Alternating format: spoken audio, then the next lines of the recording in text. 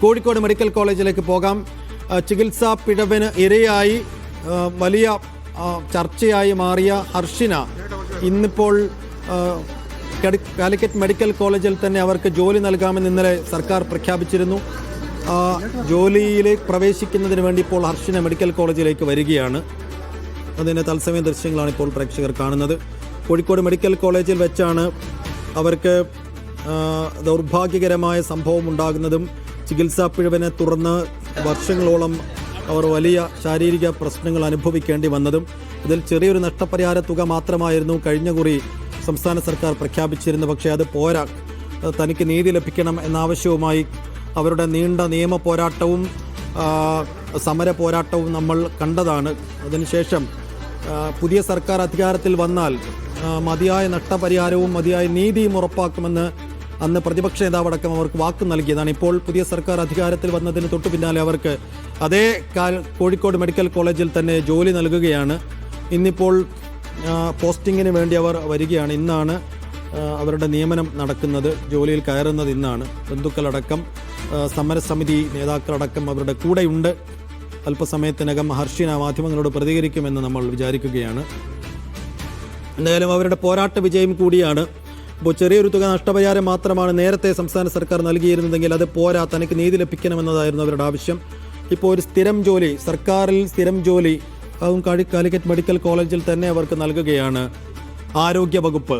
ഇന്നലെ അത് സംബന്ധിച്ച പ്രഖ്യാപനം സർക്കാർ തന്നെ നടത്തിയതാണ്. ഇന്നിപ്പോൾ അവർ ജോലിയിൽ കയറുന്നതിന് വേണ്ടി കോഴിക്കോട് മെഡിക്കൽ കോളേജിലേക്ക് എത്തുകയാണ്. ഹർഷിന സംസാരിക്കുന്നു. അതിന്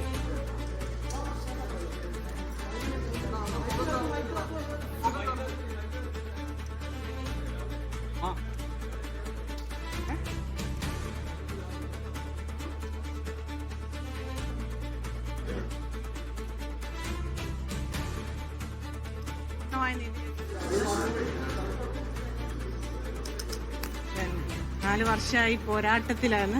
ആ പോരാട്ടത്തിന്റെ വിജയം ആണെന്ന് ഒരുപാട് സന്തോഷവും മനസ്സിന് ഒരുപാട് സമാധാനവും ഉള്ള ഒരു ദിവസമാണ്. പിന്നെ അതിന്റെ കൂടെ ഒരു സങ്കടം എന്ന് പറഞ്ഞാല് നമ്മളെ കൂടെ നിന്ന് നമ്മളെക്കാൾ മുന്നിൽ നിന്ന് നയിച്ച ദിനേശേട്ടൻ ഇപ്പോൾ നമ്മളെ കൂടെ വരാൻ പറ്റാത്തൊരവസ്ഥയിലാണ്. അദ്ദേഹത്തിന്റെ മാതാവ് പെട്ടെന്ന് മരിച്ച ഒരു അവസരത്തിൽ ആ ഒരു വിഷമമുണ്ട്. എന്നാലും എല്ലാം കൊണ്ടും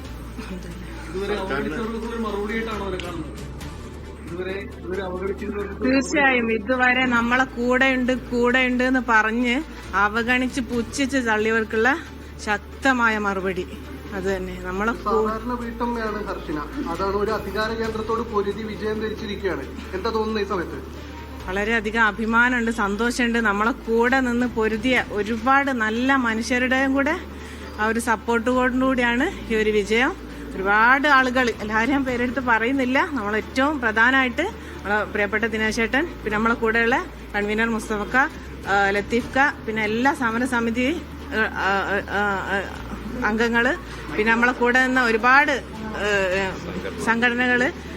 പ്രത്യേകിച്ച് എടുത്ത് പറയേണ്ടത് നമ്മളെ വിമൻ ജസ്റ്റിസ് മൂവ്മെന്റിന്റെ അവരൊന്നും മറക്കാനും നമ്മളെ മരണം വരെ മറക്കാൻ പറ്റാത്ത അത്രയും ഒരുപാട് ഞാൻ ദീർഘിപ്പിക്കുന്നില്ല. പിന്നെ വിവിധ UDF മുഴുവൻ മുസ്ലിം ലീഗായാലും വനിതാ ലീഗ്, മഹിളാ കോൺഗ്രസ്, എന്താ പറയുക, എല്ലാവരും നമ്മളെ ഒരു സഹോദരിയായിട്ട്, ഇവിടെ ഒരു രാഷ്ട്രീയമല്ല, രാഷ്ട്രീയ ഭേദമന്യേ എല്ലാവരും മതോ ജാതിയോ രാഷ്ട്രീയോ ഒന്നും നോക്കിയിട്ടല്ല, ഒരു വേദനിക്കുന്ന ഒരു സഹോദരിയെ കൂടെ നിർത്തിയിട്ട് മനുഷ്യത്വത്തിന്റെ ഭാഗത്തുനിന്ന് ചിന്തിച്ച് എന്റെ കൂടെ നിന്നതിന്റെ ആ ഒരു പോരാട്ടത്തിന്റെ വിജയമാണെന്ന് അൽഹംദുലില്ലാഹ് ഒരുപാട് സന്തോഷം. അവരോടൊക്കെ എല്ലാ തരത്തിലും നന്ദിയും കടപ്പാടും ഉണ്ട്.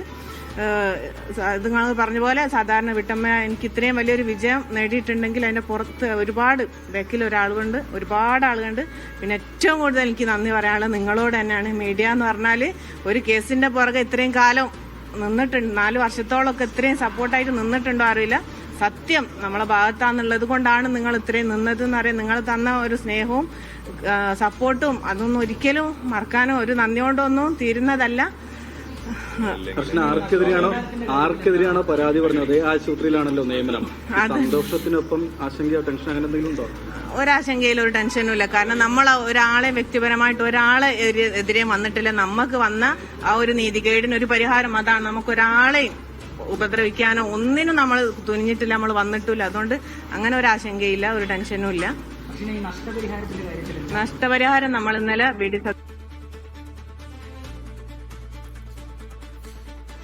എന്ന് പറഞ്ഞാണ്. ഇന്നലെ ഞാൻ പറഞ്ഞു, ഞങ്ങൾ ഞാൻ ചോദിച്ചു ഇനിയെങ്കിലും ഒരു തീരുമാനം ഉണ്ടാവില്ല എന്നാ ഫസ്റ്റ് ഞാൻ ചോദിക്കുന്നത്. ഇനി എന്ത് തീരുമാനിക്കാനാണ്, അതൊക്കെ തീരുമാനിച്ചു കഴിഞ്ഞതല്ലേ, ഞാനല്ലേ ഏറ്റെടുത്തത് എന്നാ പറഞ്ഞത്. നമ്മൾ അത്രയൊന്നും പ്രതീക്ഷയില്ല, മുഖ്യമന്ത്രിയായി കഴിഞ്ഞാൽ എങ്ങനെയാ മറുപടി വരാമെന്നുള്ള അറിയില്ല. പക്ഷെ ഇന്നലെ അവിടെ കണ്ടത് നമ്മൾ കേരളത്തിൽ ഓരോ ജനങ്ങളും ആഗ്രഹിച്ച ഒരു നല്ലൊരു മുഖ്യമന്ത്രിയാണ്, ഒരു ജനങ്ങളുടെ കൂടെ നിൽക്കുന്ന ഒരു മുഖ്യമന്ത്രിയാണ്. ഇത് എനിക്ക് ചെയ്തുകൊണ്ട് മാത്രമല്ല, പേഴ്സണലി അല്ല, ഞാൻ ആ ഒരു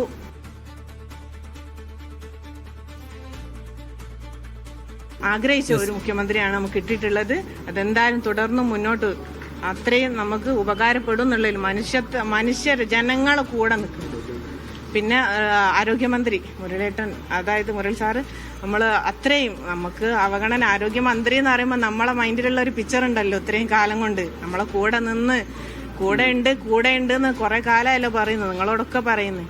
അപ്പൊ കൂടെ ഉണ്ട് എന്ന് പറയാതെ കൂടെ നിന്ന് ആരോഗ്യമന്ത്രി, അതായത് നമ്മളെ കൂടെ അത്രയും സന്തോഷത്തോടെ സ്നേഹത്തോടു കൂടിയാണ് നമ്മള് നിന്നതും. ഒരു ജോലി നമ്മൾ പ്രതീക്ഷിക്കുന്ന പോലുമില്ല, അപ്പോഴാണ് ജോലി ഓർഡർ കയ്യിൽ അപ്പം അടിച്ചു തന്നതാണ്. ഒരുപാട് വഴിയാണ് സർക്കാർ തലത്തിൽ നേരിട്ട് നിയമിച്ചത്.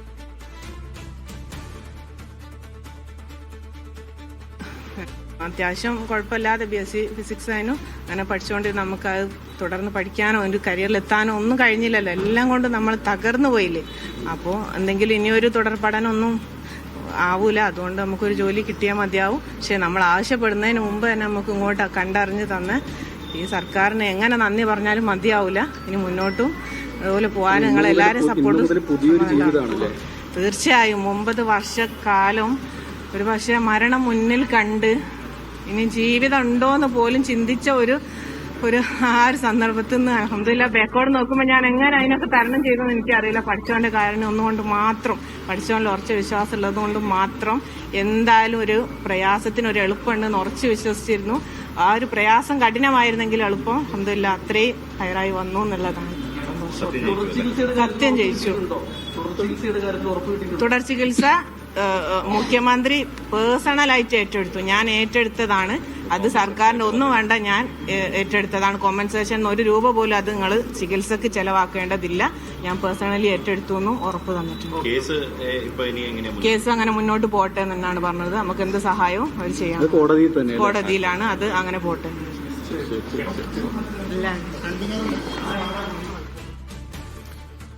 യെസ്, ഹർഷീന സംസാരിക്കുകയായിരുന്നു. ഇപ്പോൾ അവർക്ക് നീതി ലഭിച്ചു എന്നാണ് ഹർഷീന പറയുന്നത്. എന്തായാലും ഇന്ന് അവർ കാലിക്കറ്റ് മെഡിക്കൽ കോളേജിൽ തന്നെ ജോലിക്ക് കയറുകയാണ്. ഇന്നലെയാണ് നിയമനത്തിന് പോസ്റ്റിംഗ് ഓർഡർ അവർക്ക് ആരോഗ്യവകുപ്പ് മന്ത്രി തന്നെ കൈമാറിയത്. അതനുസരിച്ച് ഇന്ന് ജോലിയിൽ കയറുന്നതിന് വേണ്ടിയാണ് അവർ കോഴിക്കോട് മെഡിക്കൽ കോളേജിലേക്ക് എത്തിയത്. എന്തായാലും കോഴിക്കോട് മെഡിക്കൽ കോളേജ് ആശുപത്രിയിൽ നടന്ന പ്രസവ ശസ്ത്രക്രിയക്കിടെയാണ് ഹർഷീനയുടെ വയറ്റിൽ കത്രിക കുടുങ്ങിയത്. അത് 2017 പിന്നീട് 2022 നടന്ന ശസ്ത്രക്രിയയിലൂടെ ആ കത്രിക പുറത്തെടുക്കുന്നു. പക്ഷേ ആ കത്രികയും വയറ്റിലേറ്റി നടന്ന ഒരു 4 വർഷം അവരനുഭവിച്ച കടുത്ത ശാരീരിക വിഷമതകൾ പല ഘട്ടത്തിൽ അവർ തുറന്നു പറഞ്ഞിട്ടുണ്ട്. പിന്നീട് തനിക്ക് മതിയായ നഷ്ടപരിഹാരം ലഭ്യമാക്കണമെന്നാവശ്യപ്പെട്ട് അവർ നടത്തിയ നീണ്ട സമര പോരാട്ടങ്ങൾ, നിയമ പോരാട്ടങ്ങൾ, അതിനൊടുക്കം ഇപ്പോൾ അവർക്ക് ഒരു സ്ഥിരം ജോലി, സർക്കാർ ജോലി ഇപ്പോൾ സർക്കാർ നൽകുകയാണ്. അതിൻ്റെ പോസ്റ്റിങ്ങിന് വേണ്ടി, നിയമനത്തിന് വേണ്ടി, ജോലിയിൽ കയറുന്നതിന് വേണ്ടിയാണ് ഇപ്പോൾ അവർ അതേ കോഴിക്കോട് മെഡിക്കൽ കോളേജിൽ തന്നെ എത്തിച്ചേർന്നത്.